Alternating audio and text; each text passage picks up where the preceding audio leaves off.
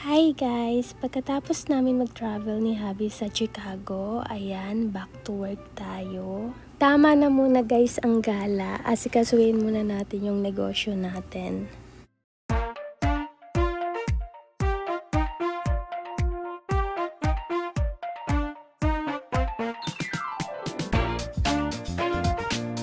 Dito tayo guys mag-dinner sa Texas Roadhouse.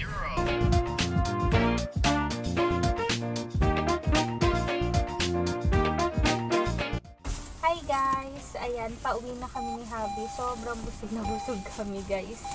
Then, ayan, binilihan lang ako ni Habi ng favorite kong tinapay from Texas Roadhouse.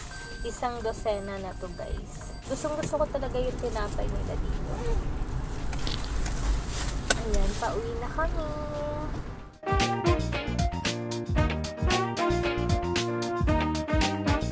Madaling araw na guys, pero nanonood pa rin kami ni Habi ng movie. Kaya, ayan, midnight snack.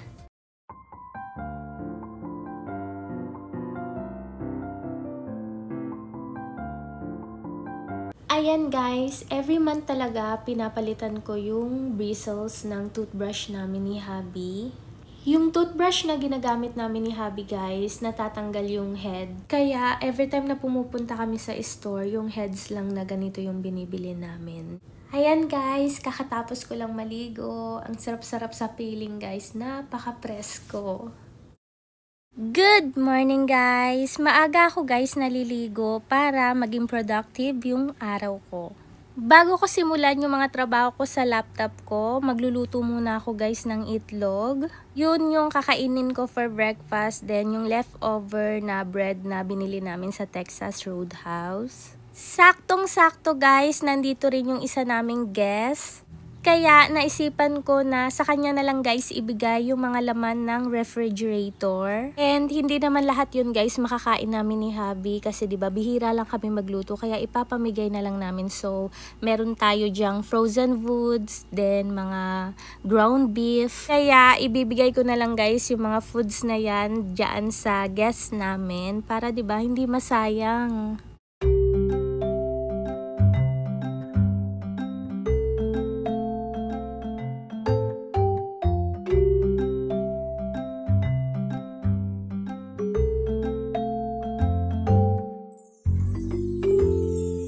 Muntik na masunog yung itlog ko, guys.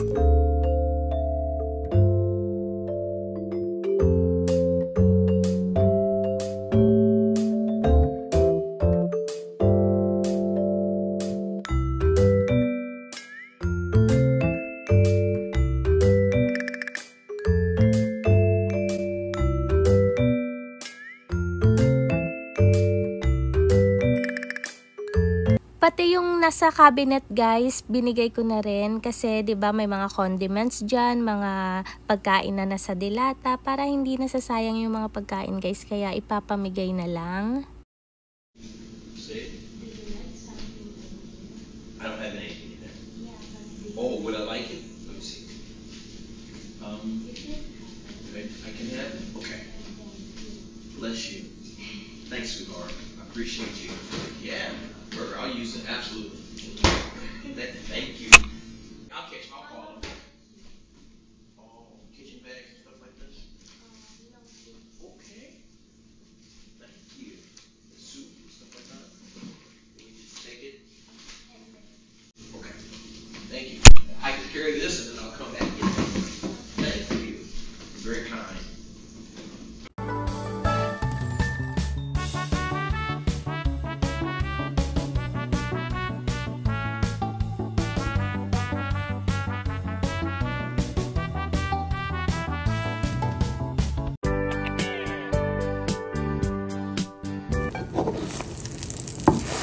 Guys, ayan, nag-prito lang ako ng itlog. Then, initin ko lang yung tinapay na binili namin sa Texas Roadhouse. Then, yun na yung breakfast ko guys.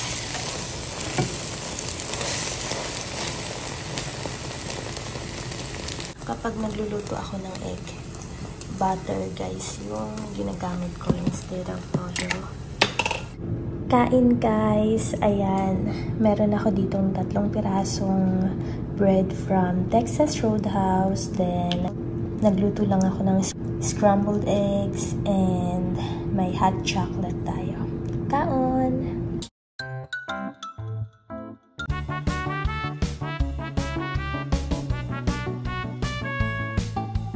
Hi! Salamat! Natapos ko rin lutuin yung pritong itlog ko guys.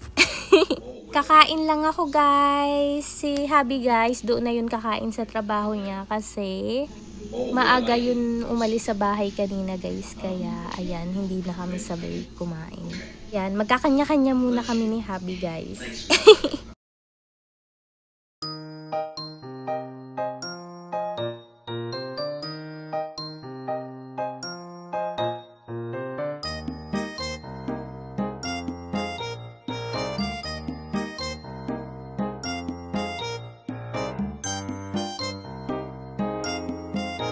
Nagpadala ulit ako guys ng pera kay mama ngayong month of June. And sabi ko kay mama magbigay ng pera doon sa kaibigan niya na palaging tumutulong din sa kanya every time na pumupunta siya ng bangko. Kasi guys, nalaman ko na meron siyang sakit kaya ayun. And may extra na naman tayo guys, kaya okay lang yun. May mga bayarin din naman ako dito sa Amerika guys. Pero hanggat kaya pa ng bulsa, hindi naman masamang tumulong sa kapwa mga besh. At dahil dyan, kakayod na muna ako.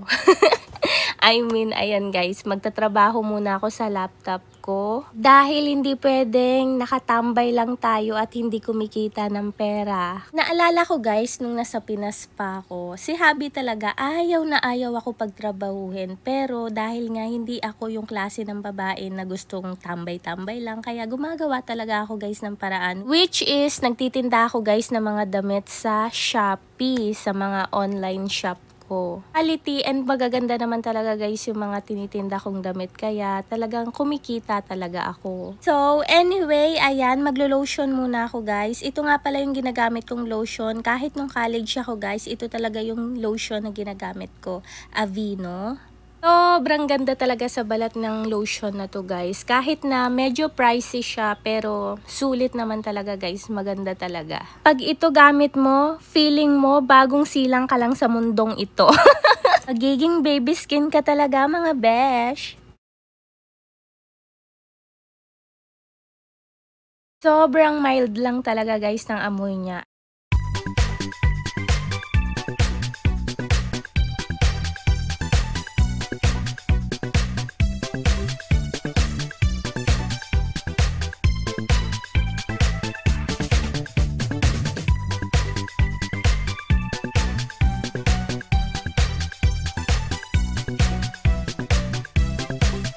Medyo worried ako guys kasi napansin ko yung siko ko guys parang umiitim siya mga besh. Mukhang kailangan ko bumili ng cream guys para mag-lighten up to. Parang cause kasi to guys every time na nagwo-workout ako sa bahay.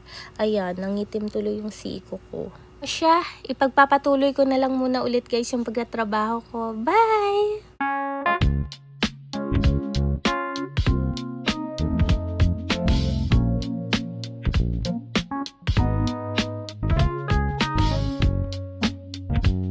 Hi guys! Ayan, nag-video call nga pala kami ng ate ko. Ngayon lang guys, nagtugma yung schedule namin ng ate ko kasi busy kami sa trabaho namin. Kaya, ayan, nagchika-chika ang mga babaeng itay. At syempre, sinabi ko na rin sa ate ko guys na natututo na akong mag-makeup. And ayan, pinakitaan ko siya ng talent ko.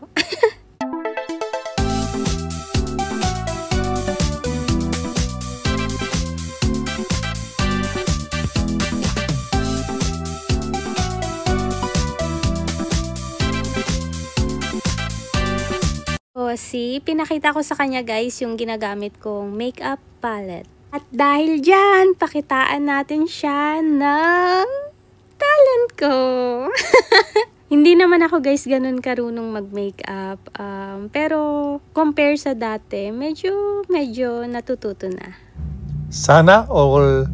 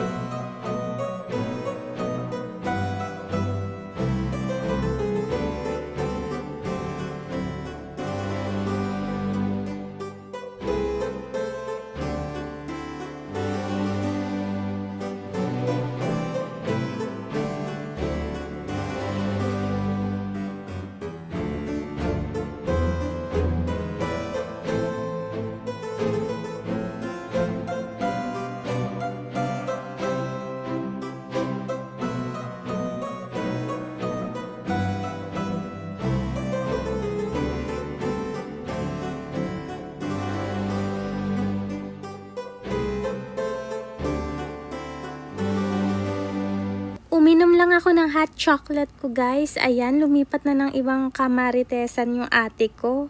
Tsaka yarn. Hey Sisi, where you going?